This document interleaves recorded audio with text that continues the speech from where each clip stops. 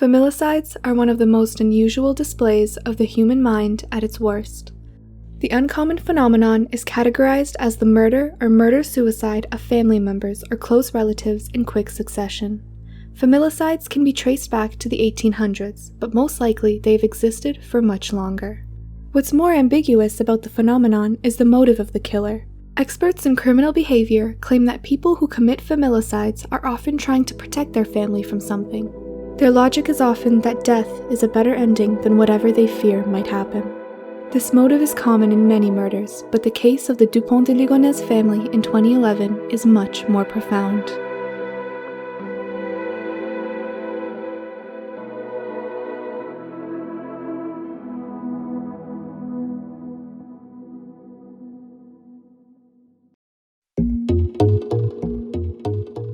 The Dupont de Ligonnès family were part of the most privileged class in all of France, whose bloodline could be traced back to the Middle Ages, when their family served as high-ranking members in the military and worked as members of the clergy. Louis XV, the King of France during the 1700s, had even named a member of the Dupont de Ligonnès family as a marquis, the second highest rank in the peerage. It's safe to say that when Xavier Dupont de Ligonnès was born on January 9, 1961, he would be growing up in a wealthy, well-respected family. Although, regardless of his riches, Xavier still faced some hardships. By the time Xavier was 5, his father had abandoned the family and moved to the Ivory Coast in Africa, leaving him and his mother in Versailles. Xavier's mother, Geneviève Maître, was a devout Catholic, as is common in most aristocratic families. She taught her values to Xavier and his sister, Christine. Although, when asked about it, Geneviève firmly denies having forced these beliefs onto either of her children. Throughout Xavier's life of heading to church and private school every day, he decided to take initiative and try to provide for his mother and sister at the age of 13. He dropped out of business school in Paris and took on small jobs like handling. Work at this age led Xavier to become well acquainted with others in his circle of aristocratic families, and from there, he managed to meet a woman who would soon be his wife, Agnès, the member of a Versailles family lined with architects and lawyers. But as he grew older, almost following in his father's footsteps, Xavier moved him and his family to various cities across France, growing his family in the process. In the early 2000s, he finally settled in the city of Nantes. It was here where the now 6-member family moved into the house on 55 Robert Schumann Boulevard, an address that would make national headlines in the following years. By this time, the family had 4 children: Arthur, Thomas, Anne, and Benoit. They were all very successful in their academics, with Arthur and Thomas both having earned a baccalaureate, and Anne and Benoit following close behind. From an outside perspective, the family seemed to be thriving, but on the inside, the public would soon find out that the family's optimism for the future was slowly diminishing as financial and marital problems started taking their toll.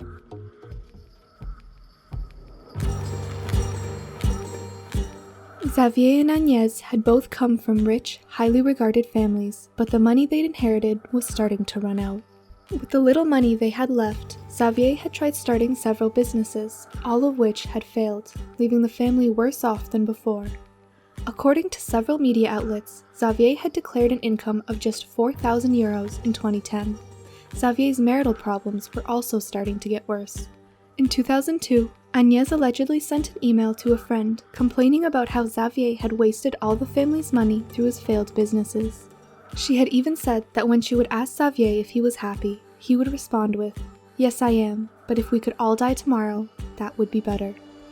These problems were further magnified when Xavier's father died on the 20th of January 2011. Upon his father's death, Xavier inherited a .22 caliber long rifle, which he started using in gun ranges, a practice that, according to his friends, was unlike him.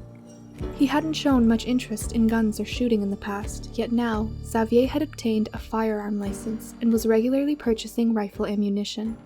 During the months leading up to the murders, the family's actions had become more and more suspicious. They terminated the house's lease, the family's bank accounts had been closed, the house had been emptied, and Agnès' employer had even received a letter claiming that the family was moving to Australia. During early April, Xavier had also bought a shovel, cement, 50-liter extra reinforced garbage bags, and other kinds of digging equipment, a detail that will be important later on.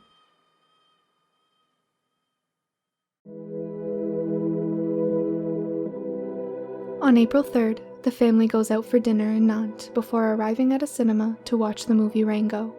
Upon returning home, Xavier leaves a voicemail for his sister. On était à Pinoche en famille et au restaurant ensuite dimanche soir et on rentre juste. Donc je t'ai envoyé un petit truc pour te demander si c'était trop tard pour le téléphone et puis là je vois que t'es sur ton répondeur. Voilà, je t'embrasse. Si c'est pas trop tard, tu me redis, tu m'envoies un petit SMS et toi. Là je vais coucher les enfants et dire bonsoir à tout le monde. À tout de suite, peut-être. The children text their friends about the night out. Agnès does the same, but on Facebook. For a few hours, the entire family was living on the internet. That night, at 11:34 p.m., while the family is presumably asleep, a PC connects to the internet.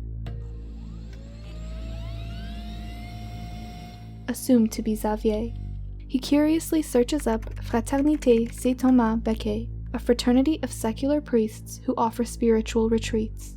Again, a few hours later, at 2:01 a.m. the same night, Xavier, from an iPhone this time, searches up Communion State Mortal Sin and clicks on a French Catholic forum site.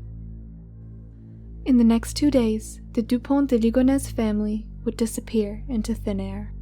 But this is where details start to become unclear. Police believed that on the night of the 3rd or 4th of April, Xavier drugged 3 of his children with lormetzepam, a sleeping pill, before shooting them all twice in the head with his rifle while they slept. Although 2 children, Benoit and Thomas, had also been shot in the chest. Agnès, the mother of the family, had been killed in the same manner as the children, although autopsies later revealed that no trace of sleeping pills were found in her system. But since she used a sleep apnea machine, investigators believe that Xavier had stopped it in the middle of the night, executing her after turning off the machine. Other sources claim that citalopram, an antidepressant, was found in her system, which could have contributed to her unconscious state. Xavier had even shot his 2 dogs, burying them with the rest of the family. Police later found that weeks before the murder, Xavier had bought a silencer for his rifle, most likely to not alert neighbors to the sound of the gun. Xavier put each corpse in a garbage bag before burying them under the terrace in the house's backyard. Some news reports claim that he'd buried them with various religious icons, like a small statue of the Virgin Mary and a rosary, a reference to his Catholic childhood growing up in Versailles. However, investigators believe that Thomas, the second oldest sibling, was killed 1 day after the rest of the family.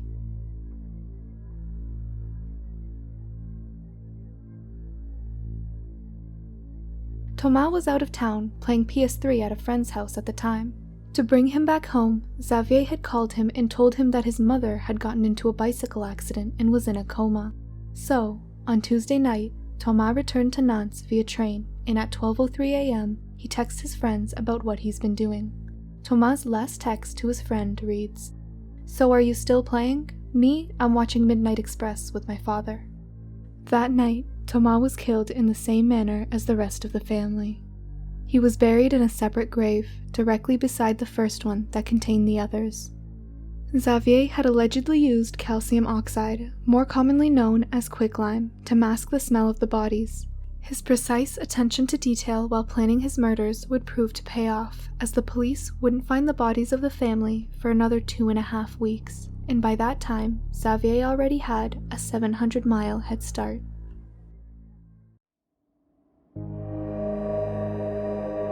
What has confused authorities since 2011 is that, after committing the murders, Xavier seemed to be in no hurry to leave the house. In fact, he seemed more focused on creating an alibi than fleeing the country.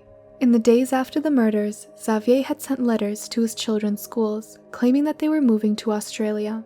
However, separate letters were sent to Xavier's relatives, claiming that he was actually a DEA agent, and because of rising tensions in France, he had to move to the US to be part of the Witness Protection Program. At the end of the letter, Xavier claims that they should keep this a secret, as the official version of the story is that they were just moving to Australia. Xavier was also active on the internet, sending emails to his relatives and even posting on various forums. News reports claim that Xavier had made several posts on a Catholic discussion forum under different pseudonyms, some of them being Chevy and Ligo. In fact, a few days after the murders, a comment on the site can be seen discussing the ancestors of Jesus. the commenter's username being Ligo, a pseudonym that Xavier would typically use. In the years before the murders, Xavier had been very active on the site, typically using it to discuss different aspects of Catholicism, sometimes even posting controversial thoughts on the forum. A moderator that was working on the site when Xavier had been active claims that he had banned him because he was, quote, getting too aggressive. Nevertheless, it's at this time when Xavier finally decides to leave the house and flee across France. But even still, he doesn't seem to be attempting to evade police capture. After leaving Nantes, investigators could easily retrace his steps. He'd stayed at different hotels across France, paying for all of them with his own credit card, leaving a very clear digital trail. Around the 10th of April, Xavier used his credit card to stay the night at a hotel in La Rochelle. He then headed further south in his car, a C5, and stayed in various hotels in different cities.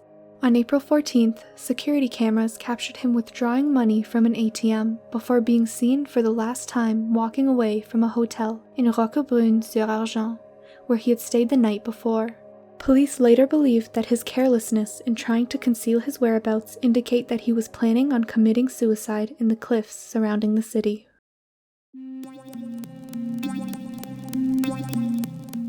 By April 13th, around a week after the murders, neighbors of the family had started to grow suspicious of the lack of movement seen around the Dupont de Ligonnès home.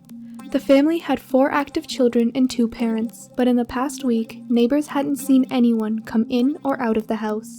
This prompted one neighbor to call police and request that officers come and check the home of the family. So on April 13th, various officers came to the address only to find that nothing was amiss. While some bedsheets had been replaced and some family photos were missing, police had found no blood, no corpses, and nothing to indicate something illegal had taken place. So, police concluded that the family had left voluntarily, and because schools had gotten letters that the family was moving to Australia, there seemed to be nothing to worry about. However, relatives of the Dupont de Ligonnès family had been urging police to investigate more thoroughly, as they didn't believe that they would leave so abruptly.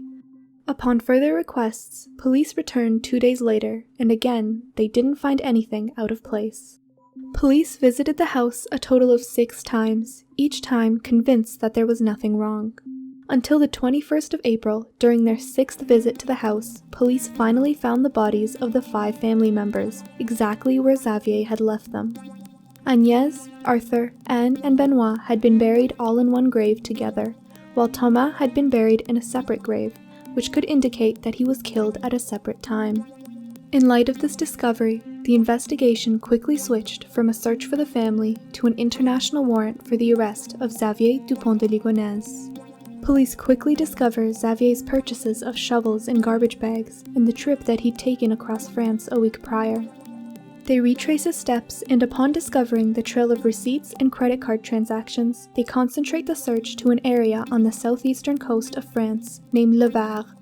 Police comb through the department, questioning taxi companies, bus drivers, business owners, and checking security camera footage and payphones. Police quickly find a C5 in the area, and when checking the license plate, they confirm that it belongs to the Dupont de Ligonnès family. It was parked outside of a Formula 1 hotel. They quickly make a perimeter around the building before searching the hotel, assuming they'd find Xavier trying to escape. But they don't find anything. In fact, the only time they see Xavier is when they search through the security footage of the hotel. It shows Xavier walking away from his car with a backpack. This is the last time Xavier was ever seen on camera.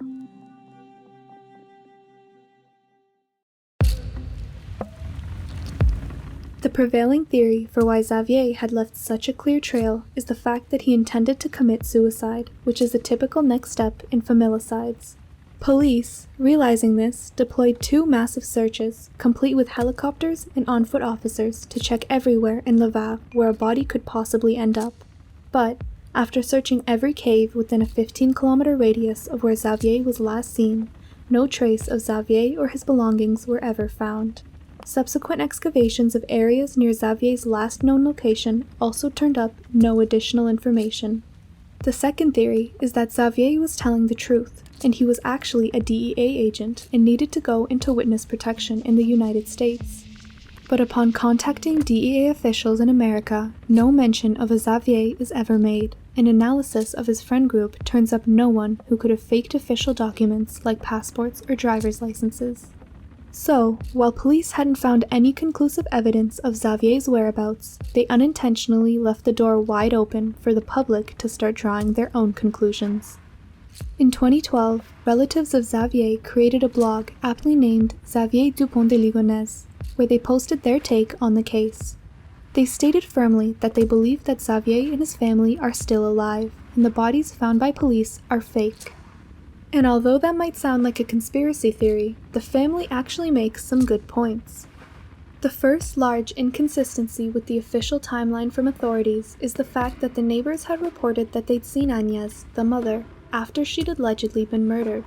The family provides excerpts from several interviews with witnesses that claim that they saw Agnès doing everyday errands, like going for a walk or walking her dog.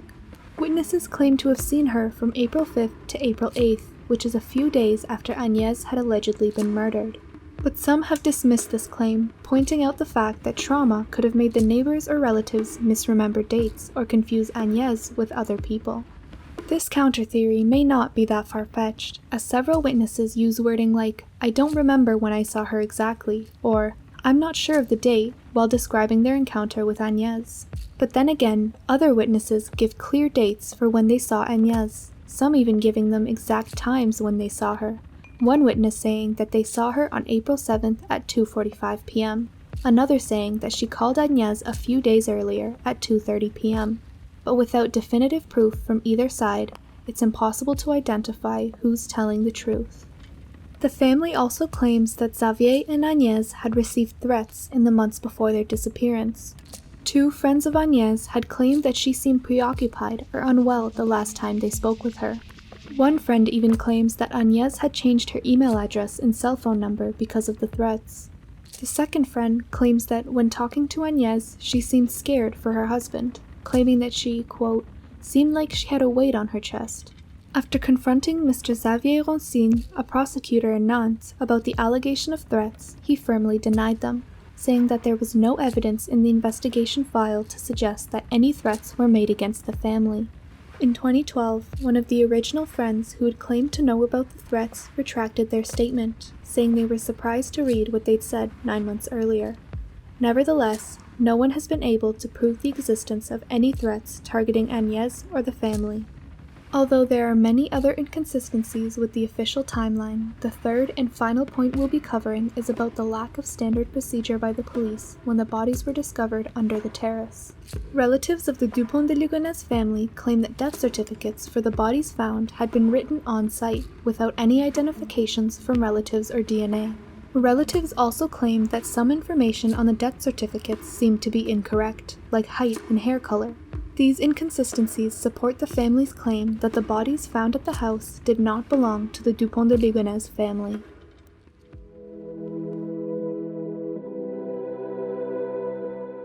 In the years following the event, several false sightings were reported, the most notable being in 2019, when information from, quote, high-level sources led investigators to arrest a man in a Scottish airport. They claimed that Xavier had boarded a flight from Paris to Glasgow, but French authorities were too late when they arrived at the Paris airport. They notified Scottish police of the plane and the tip. As the plane landed in a Glasgow airport, authorities put a 66-year-old man named Guy Jaoux in custody overnight, before DNA and fingerprinting evidence proved that they detained the wrong person. But by this time, the press had already published articles in newspapers claiming that Xavier Dupont de Ligonnès had finally been found and arrested, but the story was eventually replaced with a corrected version. In 2015, a note was sent to a journalist at AFP, a news agency based in Paris. The note, when translated, reads, "I am still alive," in capital letters, with another phrase, "from then until now," below it. It's signed Xavier Dupont de Ligonnès, and a date written in the corner reads July 11, 2015, in Nantes. Although, the authenticity of the letter is heavily questioned, with most people confused as to why Xavier would send a letter to a news agency rather than to his relatives or close friends. As such, the letter seems more like the work of a troll seeking attention than an actual break in the case. In recent years, the case has been sensationalized and made its way into popular TV shows like Unsolved Mysteries, and was even made into a docudrama on M6. Although this case sparked a media frenzy, with lengthy forums on multiple websites picking apart each aspect of the case, Xavier has never been found, and now, with a decade having passed since the murders, it's unlikely we'll ever know where he went. All we can do is speculate on what really happened to Xavier Dupont de Ligonnès.